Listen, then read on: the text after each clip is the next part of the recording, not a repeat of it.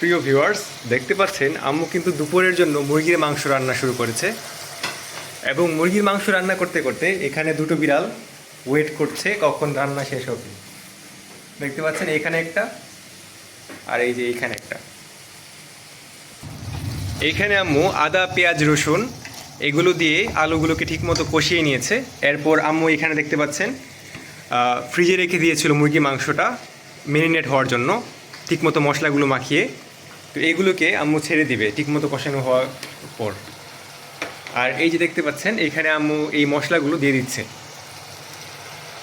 এইখানে দিচ্ছে আম্মু মরিচের গুঁড়া, হলুদের গুঁড়া, তারপর এইখানে হচ্ছে কিছুটা জিরার গুঁড়া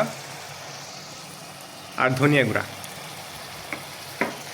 তো এইগুলো ঠিকমতো দিয়ে ভালোভাবে জিনিসটাকে কষিয়ে নিলে মাংসের টেস্টটা অনেকটাই বেড়ে যায়। এই যে এবার কষানো কমপ্লিট, আম্মু কিন্তু এবার ডিপে ম্যারিনেট করে রাখা মুরগি মাংসটা দিয়ে দিল। এবার কিছুক্ষণ নাড়াচাড়া করলেই কিন্তু আপনার এই তরকারিটা রেডি হয়ে যাবে। আর এই যে বাইরে দেখতে পাচ্ছেন, বাইরে কিন্তু এখন মেঘ গড়গড় করা শুরু করেছে। মেঘের গর্জন শোনা যাচ্ছে, কেননা কিছুক্ষণের মধ্যে বৃষ্টি চলে আসবে। এবং আমরাও বাইরে থেকে সমস্ত কাপড় চোপড় নিয়ে আসলাম। কিছুক্ষণের মধ্যে যেহেতু বৃষ্টি শুরু হবে, সমস্ত কিছু ভিজে যাবে। আর এইখানে অধীরাগ্রহে এই দুটো বিড়াল ওয়েট করছে কোনো কিছু খাওয়ার আশায়, দেখতে পাচ্ছেন।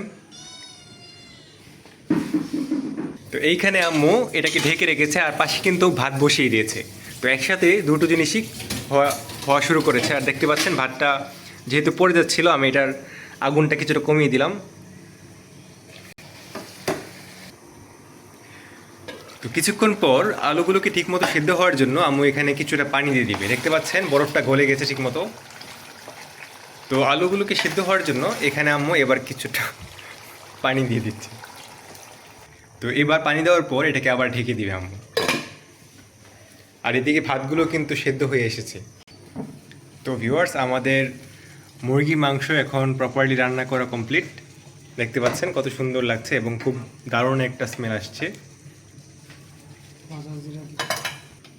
তো কমপ্লিট হওয়ার পর লাস্টে কিছুটা ভাজা জিরা ছড়িয়ে দিবেন। দেখতে পাচ্ছেন এই যে এখানে এই ভাজা জিরাটা আম্মু মুরগি মাংসের উপর দেয়। এটার কারণে এটার ফ্লেভারটা আরও অনেকটাই রিচ হয়। তো ভিউয়ার্স, আজকে এই ছিল আমাদের মুরগির মাংস রান্না এবং দুপুরের আয়োজন। ইনশাল্লাহ আবারও দেখা হবে নতুন একটি ব্লগে। সকলে ভালো থাকবেন। আল্লাহ হাফিজ।